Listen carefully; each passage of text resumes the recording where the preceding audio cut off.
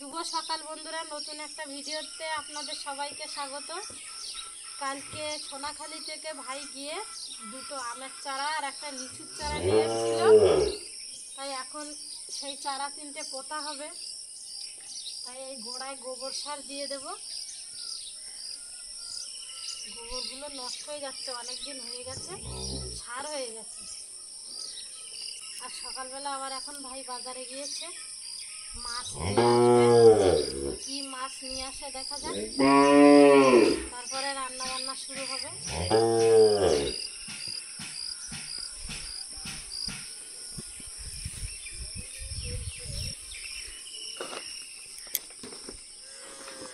বড়দা গর্তগুলো খুঁড়ে দিয়েছে, এবার গোবর সার দিয়ে দেবো।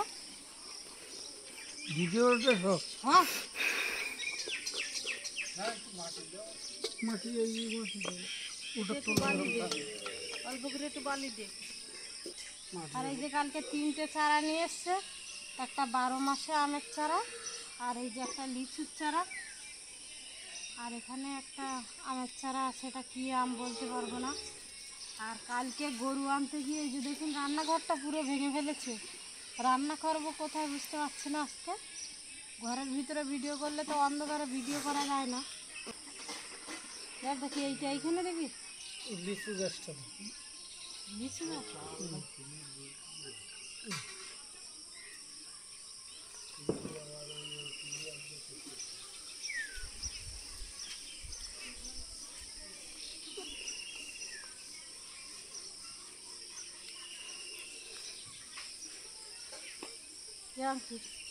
লিচু খাবি তুই আর গা সারা করতাম না। না আর একটু ডিপ কর, না আর একটু দে। না পরপর নিচে মাটি পড়ছে না করে এগুলো সব জামা ফোন হচ্ছে বন্ধুরা। জামা ফোনের লিচু লিচু কিছু দিতে পারছি না। এবার বন্ধুরা আমরা 12 মাসের আম গাছটা লাগাচ্ছি। দেখুন কলবি গাছ। আমাদের জামাই পান অনেক, তাই আমার বড়দা আগের থেকে চারা লাগিয়ে দিচ্ছে।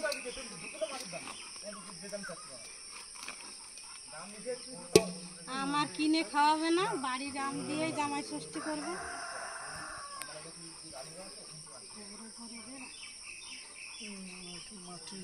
আর এই গাছটা লাঠি দেবে দিতে হবে। এই মাটিটা উপরে দিচ্ছি। হ্যাঁ লাঠি দেবেন। তাহলে গোবর সারের ওপর দিয়ে দেখেন কি দাম ধরেছে। থাক আমার আমি এবছর থাকতে পারবো। শোনো এই যে এই আম ফুলে এটা কি 12 মাসে? তাহলে আম হবে তো। ওই জায়গায় আর এই জামরুল গাছটা বাজার থেকে এনে বসিয়েছিলাম, 2 বছর হয়ে গেছে, কিন্তু এখনো ফল হয়নি। একটু গোড়া খুঁজে গোবর সার দিয়ে দেবো। এই ঘরটা তুই ঝুলি ঝুলি কাজ কর। হ্যাঁ, কালকে বাজার থেকে কিছু ধনিয়া পাতার দানা এনেছিলাম। এই যে ককসেটের মধ্যে একটু গোবর মাটি দিয়ে দিয়েছি। আর বৃষ্টির সময় মাটিতে দিলে হবে না, বলেছে ঢাকা দিয়ে রাখতে, বৃষ্টি পড়লে জোরে, তাই ককসেটের মধ্যে দিয়ে দিলাম। এবার এর উপর দিয়ে অল্প করে আবার মাটি দিয়ে দেবো। এবার এইটুকু জায়গা কুপিয়ে কটা বেগুনের চারা রুইয়ে দেবো, আর কটা পালং শাকের দানা দিয়ে দেবো। তারপরে ফাঁকে ফাঁকে কটা বেগুনের চারাও দিয়ে দেবো। যদি পালং শাক না হয় বেগুন তো হবে। ওর ভিতরে সারা কোটা লাগিয়ে পালং শাক কোটা ছড়ালে না কেন তাই তাহলে আর ওই ইয়ে হয় না। দিয়ে খাট করে দিলে তো কাটা হবে না। দেবো, খাদ দেবো। ওটা করলো এবার আমার লিচু গাছটা সব নষ্ট। লিচু গাছ কি হবে? ওই জল সব এখানে ধুয়ে নেবে। হ্যাঁ আর একটু ঘন লাগানো। ও পাতলাই যাচ্ছে। ঘুনো না, পাতলা অনেক। এটা চিংড়ি মাছ এনেছে, তাহলে কি রান্না করবো? সকালবেলা সব কাজকর্ম হয়ে গেছে, এবার আর একটা কাজ বাকি আছে। মুরগির বাচ্চা তুলেছি। মুরগি বাচ্চাগুলো এই যে ট্রিটমেন্ট করতে হবে। পোড়লের পাতা, নিম পাতা আর এই তুলসীর পাতা, রসুন, হলুদ, আদা দেই। আজকে আদা নেই। আর এখানে আছে চা পাতা। সব এগুলো দিলে এগুলো সব পেস্ট করে নেব একসাথে, দিয়ে মুরগির বাচ্চার জলের সাথে মিশিয়ে দেব। বড় মুরগিগুলোও দেব। একটা মুরগি কিন্তু মরে না, একটা বাচ্চারও কিন্তু অসুখ হবে না। এগুলো প্রতিদিনই আমি কিন্তু নিয়ম করে এগুলো দেই। আর বড় হয়ে গেলে সপ্তাহে একদিন করে দেই।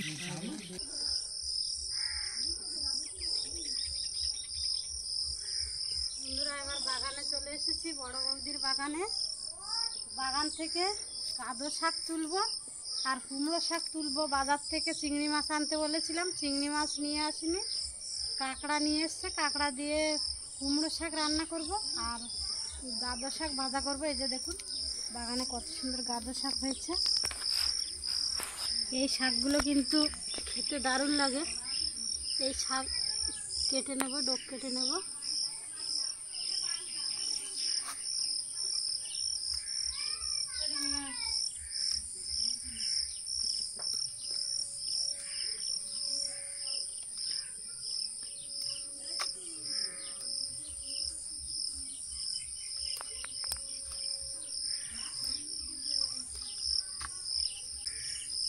আর বন্ধুরা, এই যে এই শাকের ডাঁটাগুলো, এগুলোও কিন্তু মাছ দিয়ে ঝোল করলে দারুণ লাগে।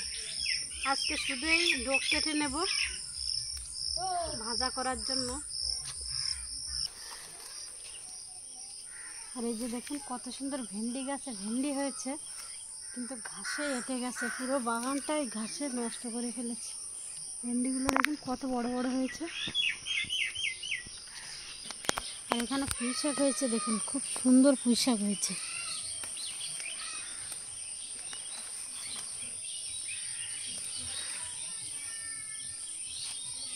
এক ঝুড়ি শাক তুলে নিয়েছে, এবার কিছু কুমড়ো শাক তুলে নেব।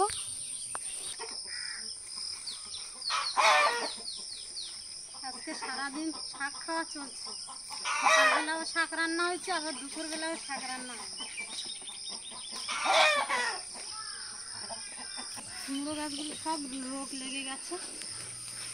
এই যে অনেক শাক তুলে নিচ্ছি, এই শাকে হয়ে যাবে।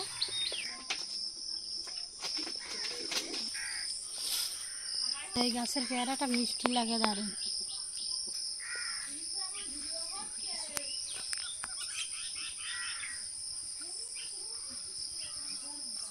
পেয়ারাটা পুরো পেকে নরম হয়ে গেছে।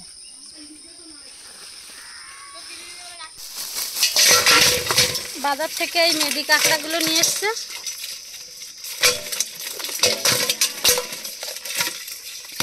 সবগুলোই মেয়ে কাঁকড়া।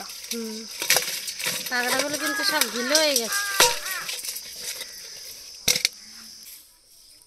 কালকে তো গরুতে চাল ভেঙে দিয়েছে রান্নাঘরে, সেই জন্য এবার রোদ্রে বসে রান্না বান্না করতে হবে। কুমড়ো শাক, গাঁদো শাক সব এবার কেটে নেব। আর বৌদি ওদিকে রান্নার জায়গাটা পরিষ্কার করে দিচ্ছে। বাবা সকালবেলা চাল খুলে ফেলেছে।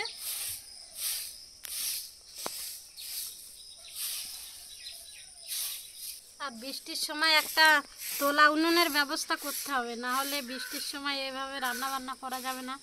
যখন তখন বৃষ্টি চলে আসবে।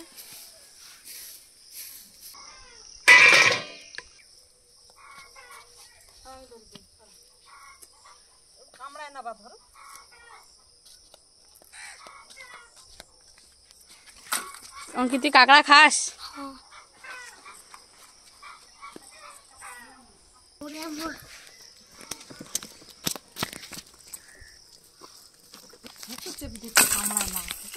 বন্ধুরা, এই কলকাতাবাসীর এখন শাক বাছানো শেখানো হচ্ছে। শাক বাছতে পারে না। এই যে শাকের এই দানাগুলো না এভাবে ভাঙবি, এটা ফেলে দিবে। এই প্রত্যেকটা গিটে গিটে এইভাবে দানা আছে, বের করে দিবে। 6 মাস লাগবে। এই দানাগুলো কষ লাগে।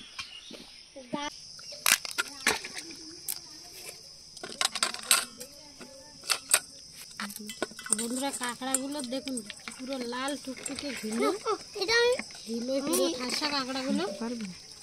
রান্না করতে অনেক বেলা হয়ে গেছে, বাড়ির পুরো টিম বসিয়ে দিয়েছি শাক কাটতে, কাঁকড়া কাটতে, তাড়াতাড়ি হয়ে যাবে।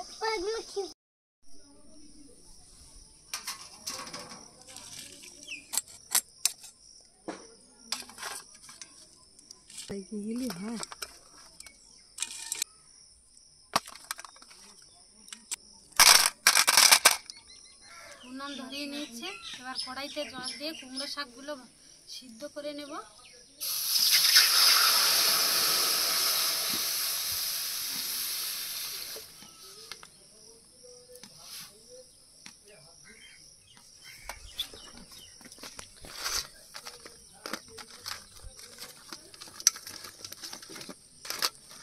কেটে রাখা কাঁকড়াগুলো দিয়ে দেবো।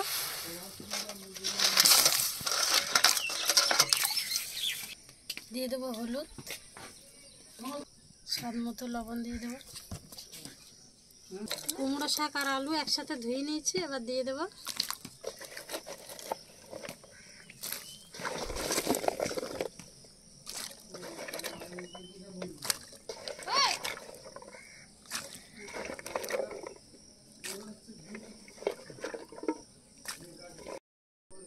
কাঁচা লঙ্কাগুলো দিয়ে এবার ঢাকা দিয়ে দেবো।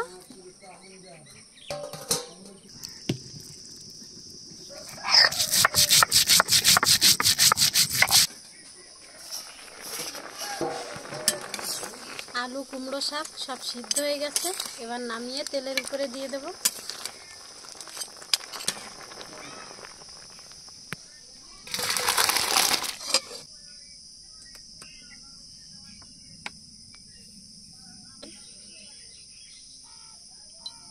তেলের মধ্যে দিয়ে দেবো গোটা জিরা ফোড়ন, পেঁয়াজ কুচি, রসুন,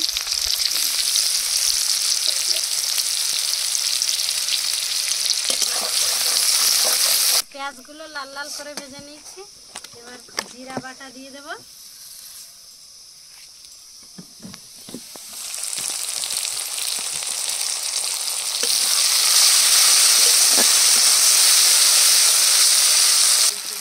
সিদ্ধ করে রাখা কুমড়ো শাক ফেলে দেবো।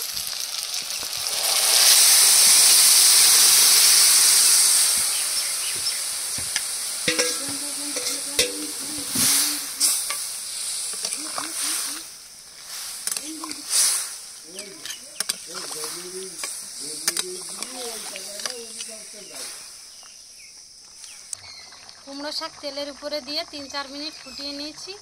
কাঁকড়া দিয়ে কুমড়ো শাক রান্না হয়ে গেছে, এবার নামিয়ে নেব।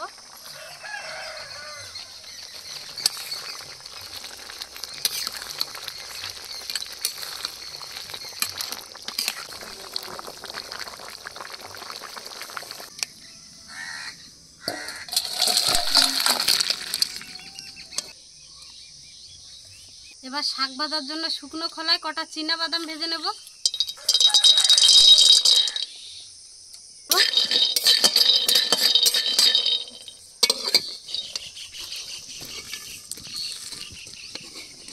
এবার কড়াইতে দিয়ে দেবো সরিষার তেল। তেল গরম হয়ে গেছে, পেঁয়াজ কুচি, রসুন আর কাঁচা লঙ্কা দিয়ে কষিয়ে নেব।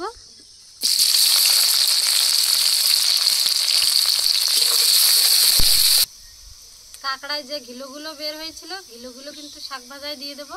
পেঁয়াজগুলো লাল লাল করে ভেজে নিয়েছি, এবার কাঁকড়ার ঘিলু দিয়ে দেবো।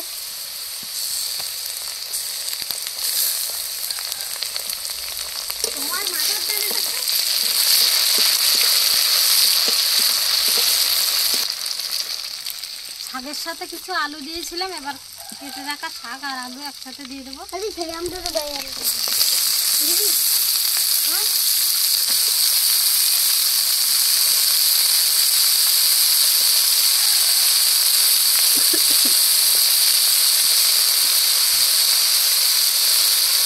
দেবো সামান্য একটু হলুদ, স্বাদ মতো লবণ দিয়ে দেবো।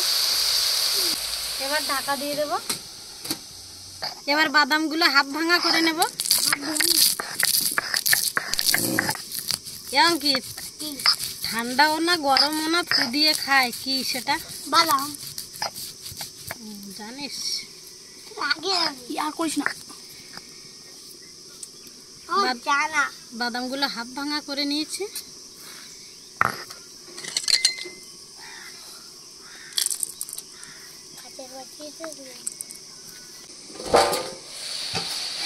শাকগুলো দেখুন কষে পুরো কম হয়ে গেছে।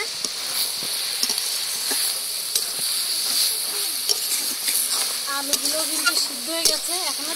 এবার উপর দিয়ে চীনা বাদাম দিয়ে দেবো।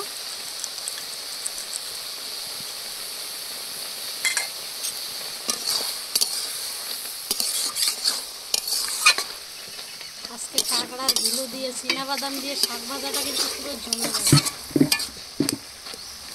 শাকের রস পুরো কষিয়ে ফেলেছি, এবার নামিয়ে নেব। আর কাঁকড়া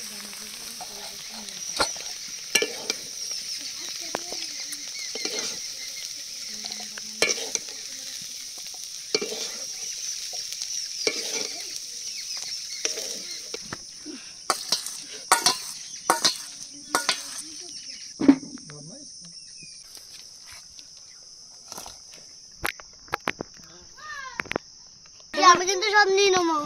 সব নিয়ে নেবে না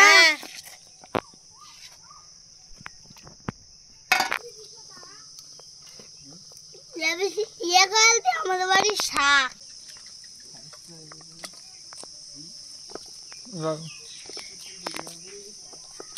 দারুণ হয়েছে।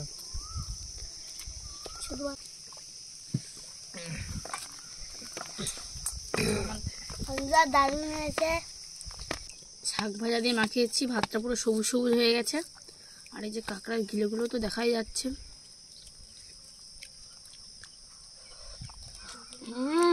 জাস্ট ফাটাফাটি ঠিক হয়েছে।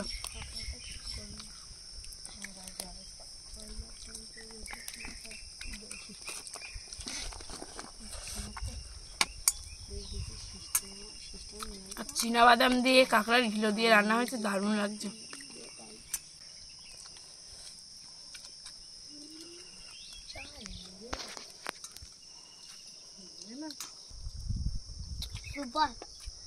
শাক ভাজা দিয়ে খাওয়া হয়ে গেছে। এবার কাঁকড়া দিয়ে কুমড়ো শাক দিয়ে দেবো।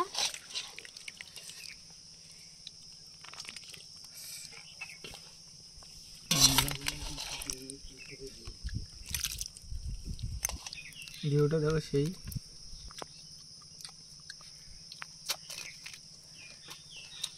দারুণ।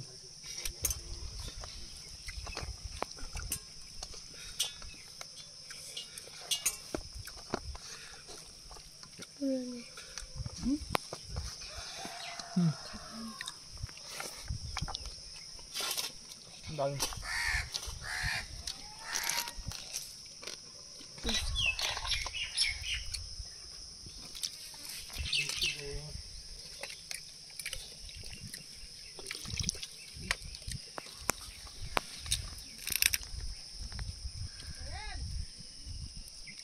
বন্ধুরা দেখুন কাঁকড়ার ভিতরে এখনো কিন্তু ঘিলো আছে। এই যে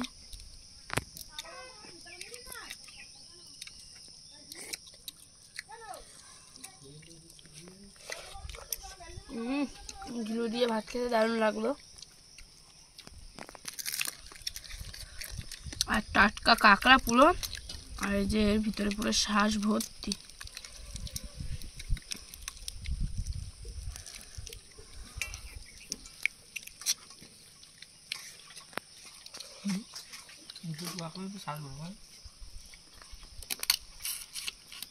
আর কাঁকড়ার শ্বাসটা মিষ্টি মিষ্টি লাগছে, খেতে দারুণ লাগছে।